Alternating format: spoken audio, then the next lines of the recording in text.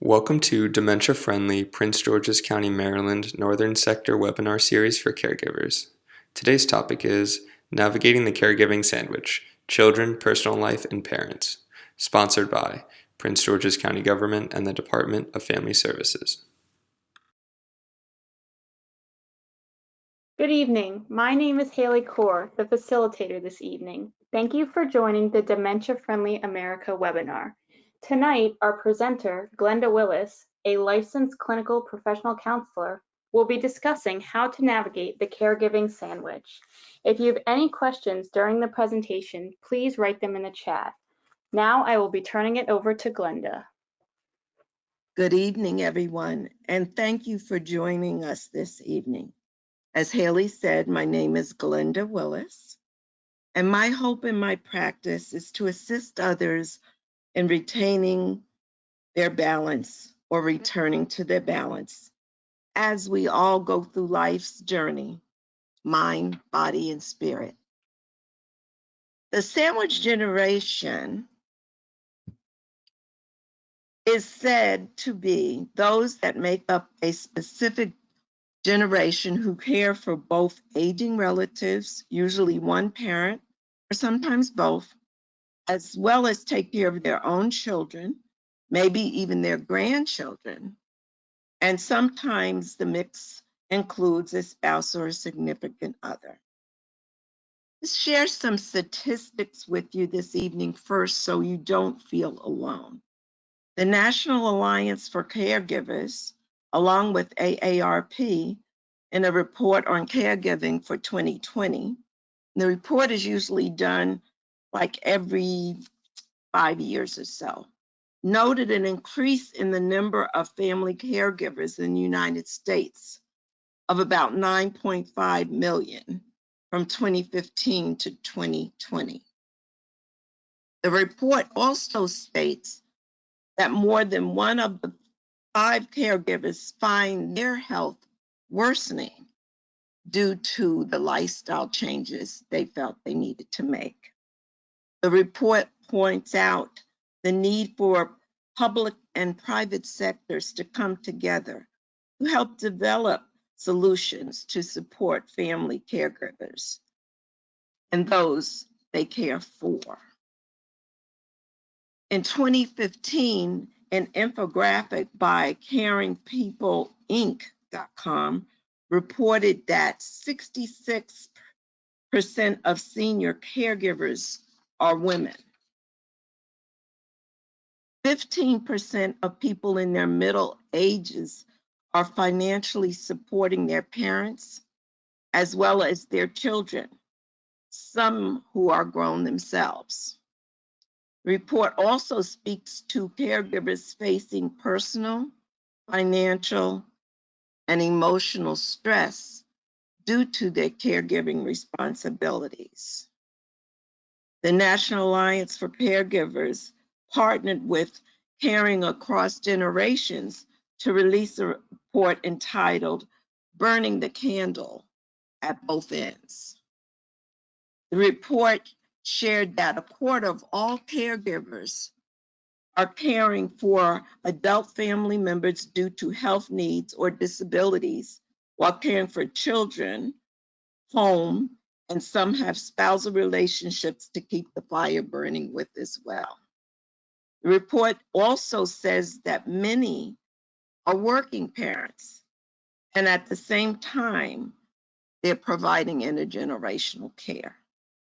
The sandwich generation has numerous responsibilities, including jobs, childcare, household chores, and caretaking for an older loved one.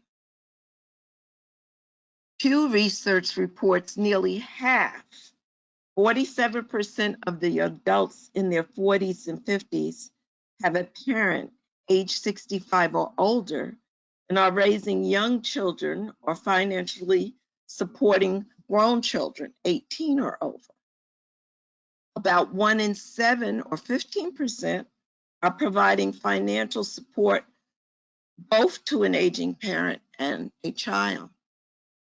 According to Pew, the sandwich generation's members are middle age, with 71% of the age in the age range of 40 to 59, and 19% younger than 40, and 10% are over 60 or over. It also noted that COVID-19 has added another layer to caregiving, and that children may be learning from home. So we're finding isolation, boredom, social distancing, sanitation concerns, and caring for a loved one that may have a compromised immune system. So I wanted to add these statistics and talk about them with you, just sharing them, because I wanted you to know that you're not alone.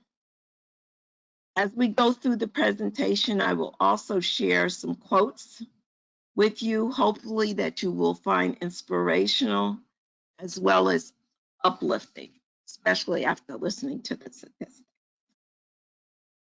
First one says, caregiving often calls us to lean into love we didn't know was possible. We remember their love when they can't remember. Persons living with dementia are capable of more than we can imagine, by Barb DeMarco. And please excuse my typos in the next one. Remember, the dementia patient is not giving us a hard time. The dementia patient is having a hard time. How we are going to deal with navigating the caregiving sandwich is, of course, first to be aware. And awareness starts with assessing the needs of all involved in the process of caring or being cared for your loved one, your spouse or significant other, your children, your family members, as well as yourself.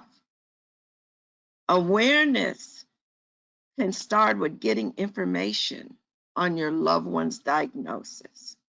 What are the symptoms and what are the treatment options? What are the needs that they may have? Can they live on their own? Do they need to live with family? Do they need to be in assisted living or a nursing facility? What is the cost?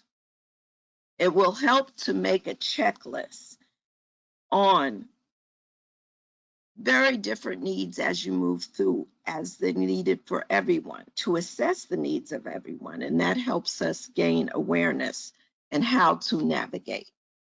For instance, does your loved one need daily assistance with living skills? Are there transportation concerns? Do we need to be concerned about food preparation or bill paying? Needs of my spouse.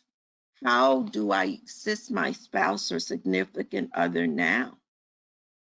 Will I still be able to assist them in the same way with my new set of responsibilities? What are my children's needs? Do I need to take them to appointments? Do I need to help them with schoolwork? How will I still spend the quality time to put into that relationship as my responsibilities shift? What about myself? What are my needs? Will I need help as I go through this change? How will I get my needs met as well? There's lots of questions that you may want to ask yourself too as you proceed.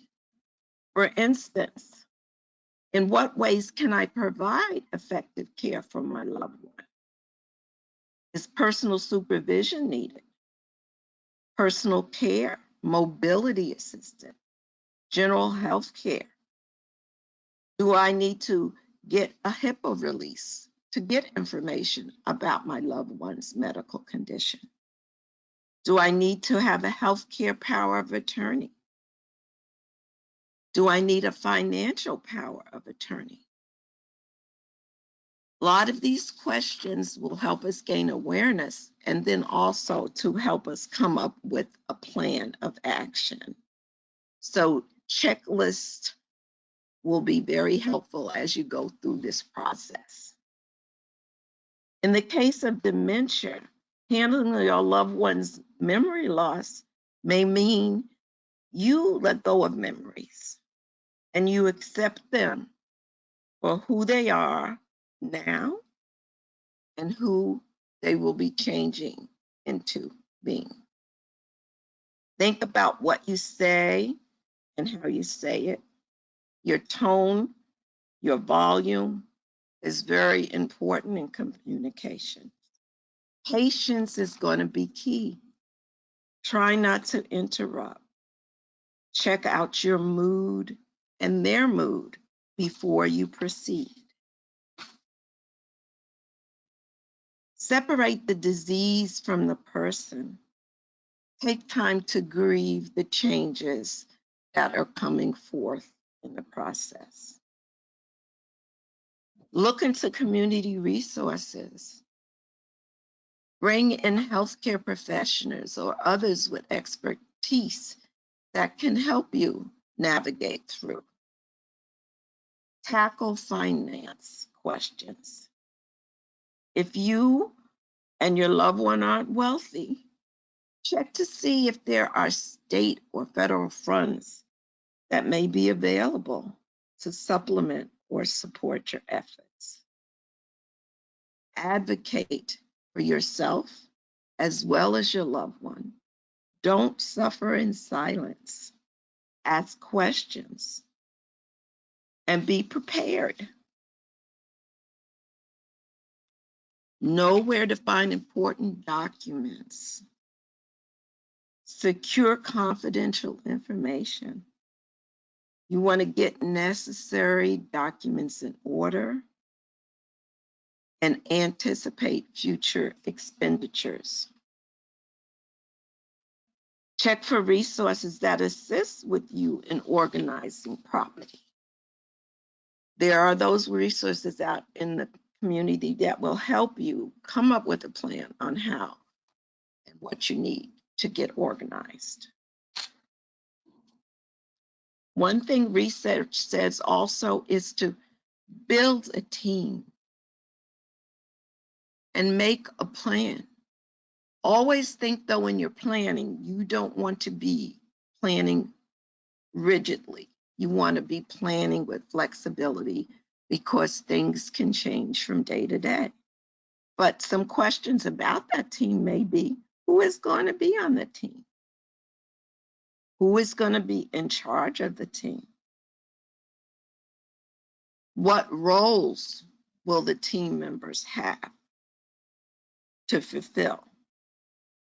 How will the team communicate with each other? How often should the team communicate with each other? Again, we go to checklist. Making a checklist of who's on the team, what may be roles that they will fulfill in the process, how you're going to keep in touch with one another. Like, is somebody going to be assigned to take your loved one to their appointments? How about meal prep? Just different things like that, so you know you're not in this alone and you're doing it by yourself. Family relationships. What does it take to keep harmony in my household?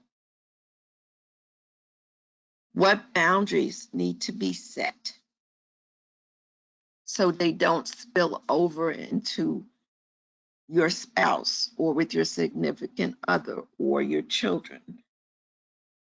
Shared responsibility. Maybe the significant other and the spouse, as well as the children, need to be part of the team. Have family members come to family meetings. Communicate with each other. Communication is going to be very important.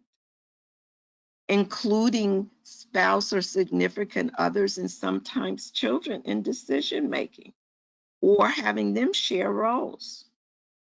Schedule time with your significant other and your spouse. Make sure you have time scheduled for your friends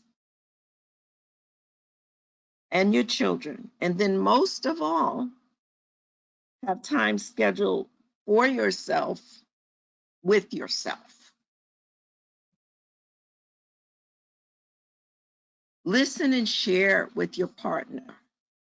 Ask for their opinion and assistance. Make time to date and be intentional. Barry Jacobs is AARP's caregiving expert, and you can find some of his information on the AARP website.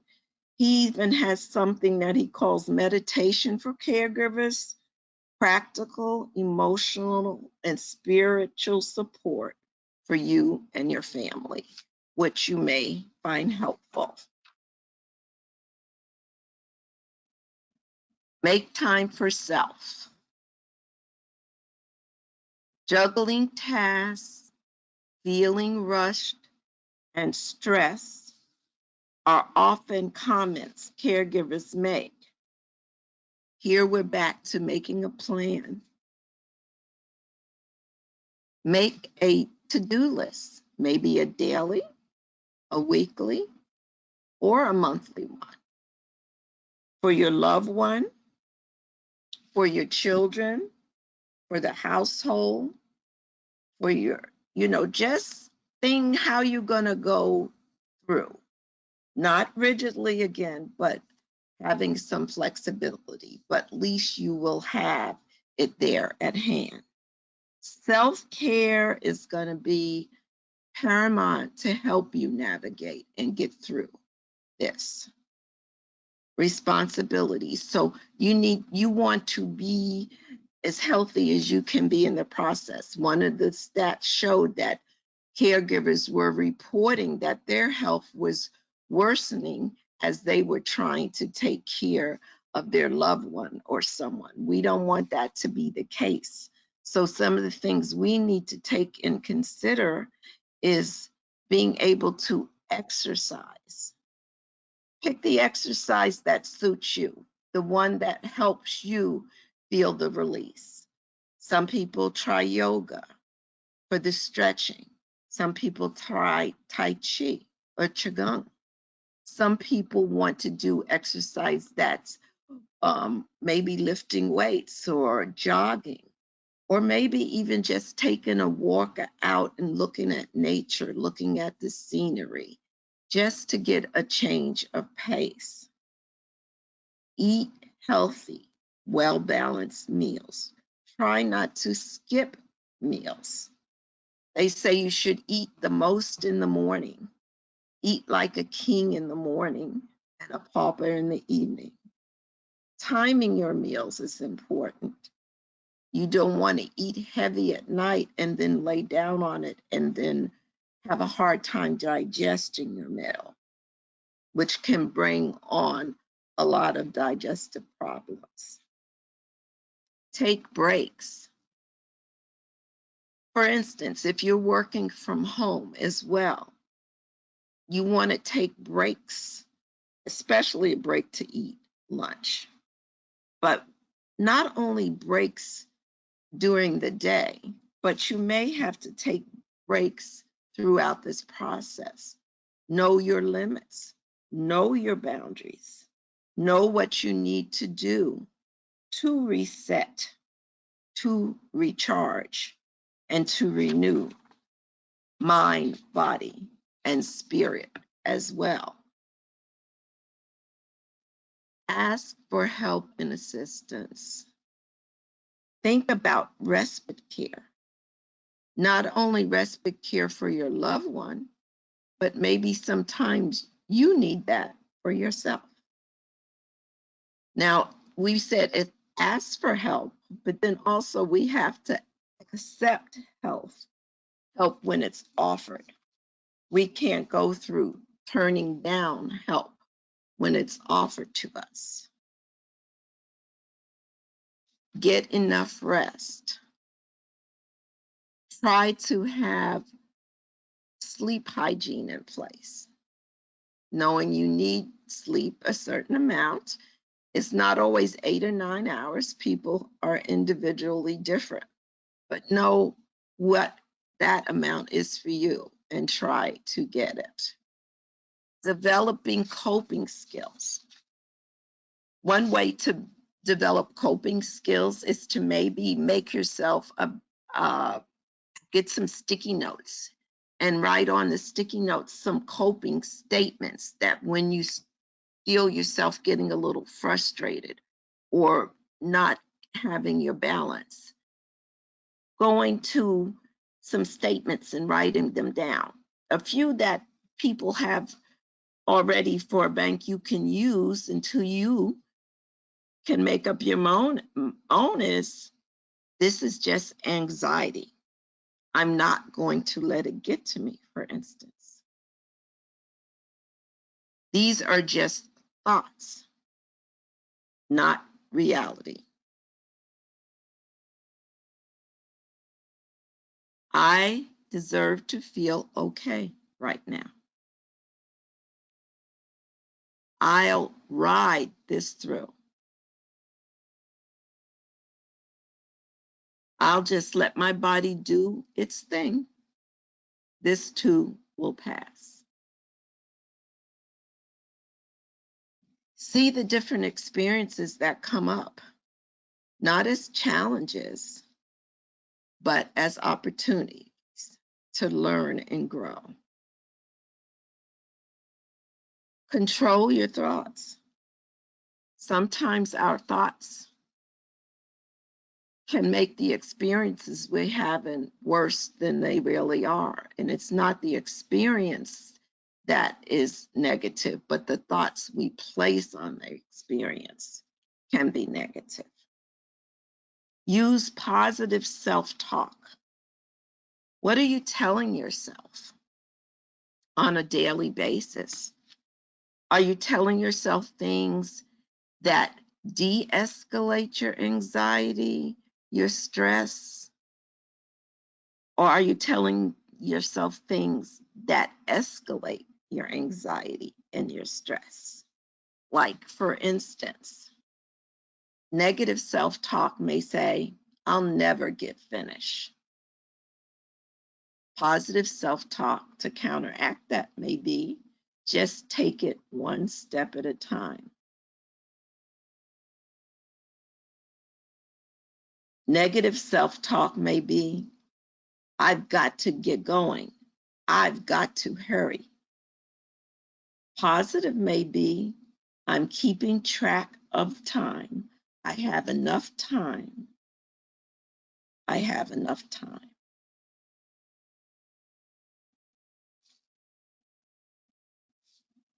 Take deep breaths.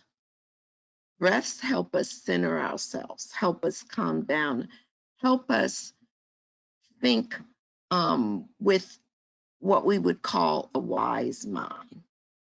A lot of times when we get hurried and rushed, we go into an emotional mindset. Usually on a daily basis, we're thinking with the rational mind, but sometimes the emotional mind can take over when we're stressed. So going and resorting to your breath can help you meld the rational with the emotional and get to a wise mind where you can make wiser decisions. Stretch. Take time if the body feels tense to stretch. There's a yoga stretch example that if you were to lay on the floor and put your legs up on the wall with your bottom pressed to the wall, and then just take your arms and lay them out flat. and feel the release. There's also what they would call the cat stretch. And that's when you go down and you put your hands on the floor and you sort of bend over and you just take the back, lower it, and raise it. Like sometimes I have two cats and they actually do that. Meditate. There are many ways to meditate, and the breath is very helpful in meditating. Prayer is meditation. Just breathing in and out and letting the thoughts go. Don't hold on to any of them.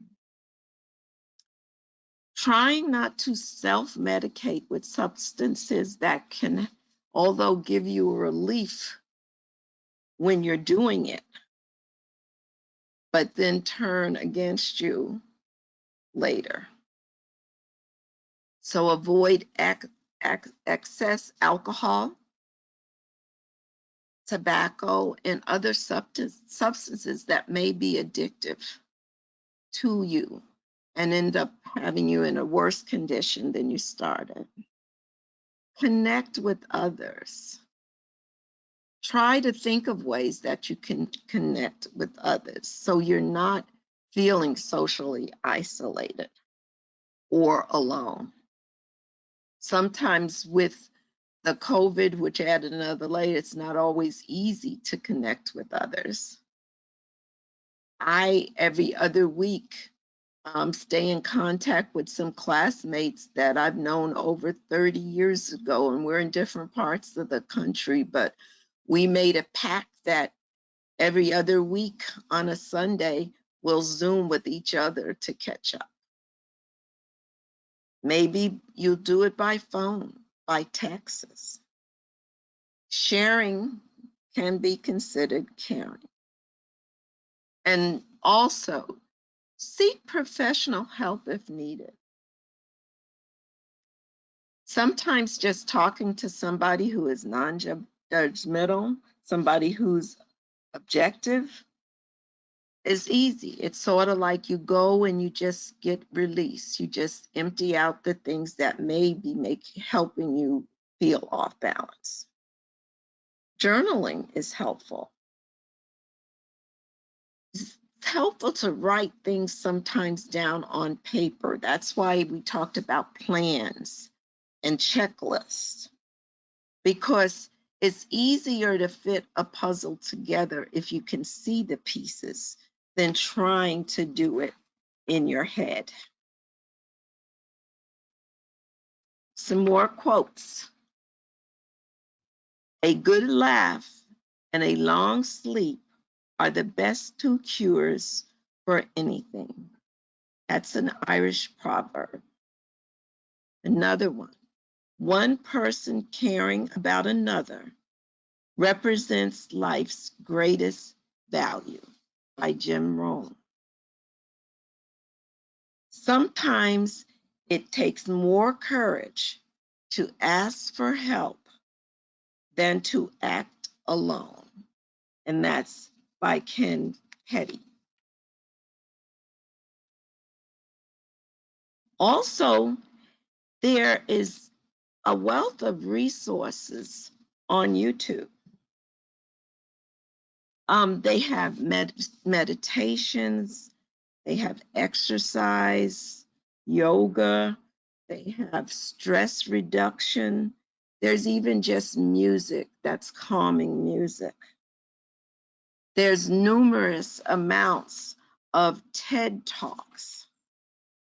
And you can go on and you can just put in TED Talk and put in a topic that you may want to know more about or get information about, or even just see what somebody else thinks about. Put that in and you'll be surprised how many talks there are out there that can be very helpful. AARP has a wealth of information about caring for others.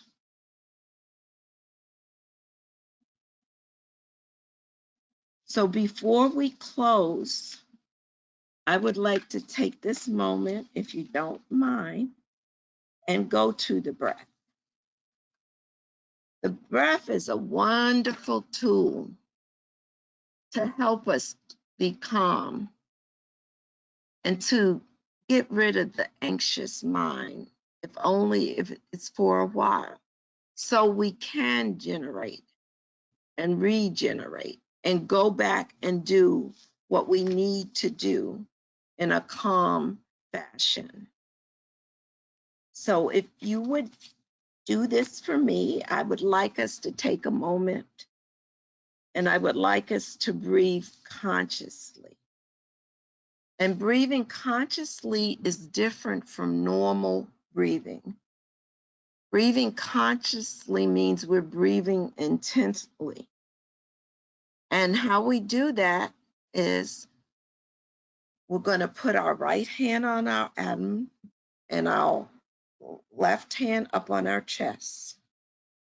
We're going to take time to center ourselves. When we take a breath inward, our stomach is going to protrude outward. And when we exhale, our stomach is going to retreat back towards our back. What we're going to do with this is we're going to be filling up from the bottom up instead of the top down. So it's like filling up a balloon. And this is using the breath to help us go inward, where our power lies, where our energy source is, so we can rejuvenate, so we can let go of the unwanted thoughts that may get in the way of us having the energy we need to do what we need to do. If you're working with the breath, you can decide whether you want to inhale through your nose and exhale through your mouth, or whether you want to do it the opposite way, or whether you want to do it one way for inhaling and the other way for exhaling. Doing this wants you to kind of find your rhythm. What we're going to do is we'll breathe in the inhale to the count of 4.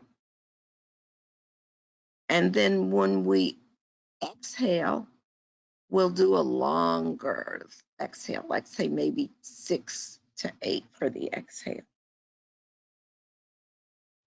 As we get started, find a comfortable position.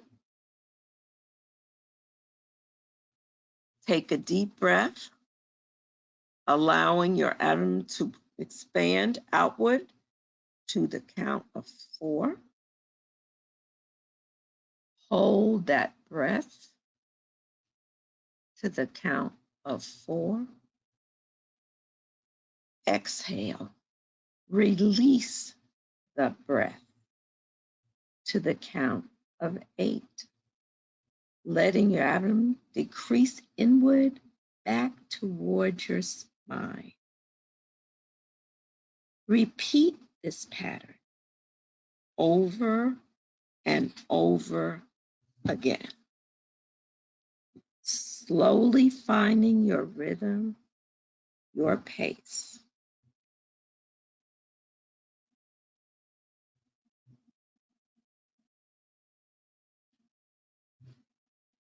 Let your breath take you inward, breathing in peace, wisdom, discernment, releasing fear, confusion, anxiety, breathing in harmony, balance, releasing conflict, judgment. Use the breath to attract to you what you want, what you need. living inside out rather than outside in. See your breath as a gift, cleansing your mind of unwanted thoughts. If the thoughts come, let them come. Let them go. Don't grab onto them. Just let them come. Let them go. Concentrate on the breath. Thoughts are just passing through. Thoughts are not you. They're simply thoughts. Breathing in, breathing out.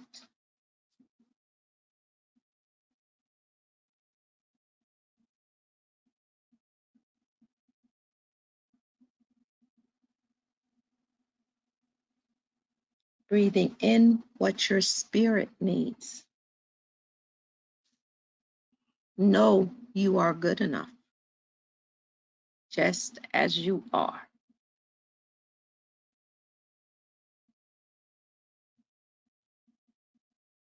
Releasing doubts, releasing tension,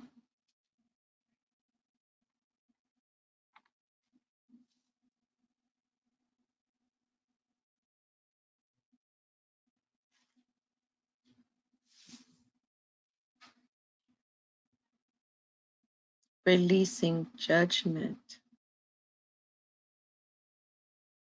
releasing criticism,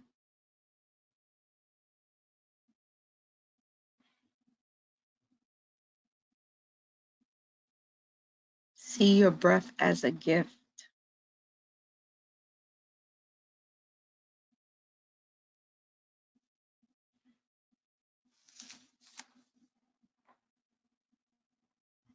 making the choice to be present right here, right now.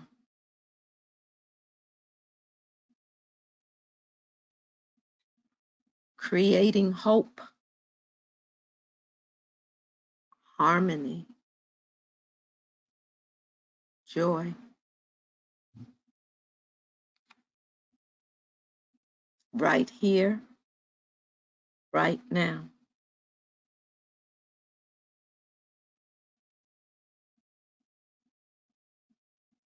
The way out can be found in the way in.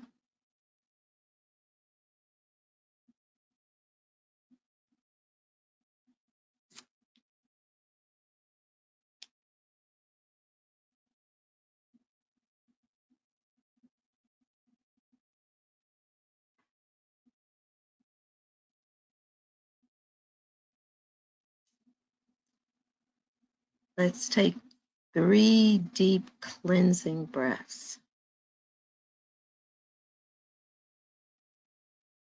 Inhale,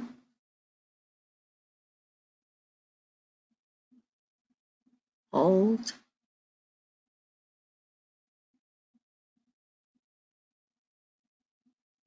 release. Again, inhale, hold, release. And one more. Inhale, hold, release.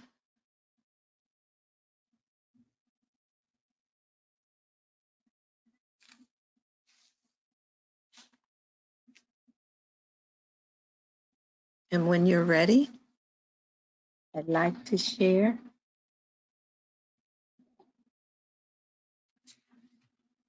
2 quotes in closing.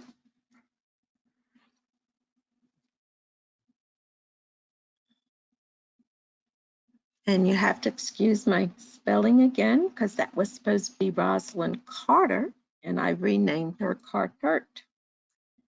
So this says there are only 4 kinds of people in the world: those who have been caregivers, those who are currently caregivers, those who will be caregivers, and those who will need a caregiver. And that's by Rosalind Carter. And the last one for this evening I have is those with dementia are still people, and they still have stories, and they still have character. And they're all individuals, and they're all unique. And they just need to be interacted with on a human level. And that's by Carrie Mulligan. And I would like to say for them, thank you for making think possible for them.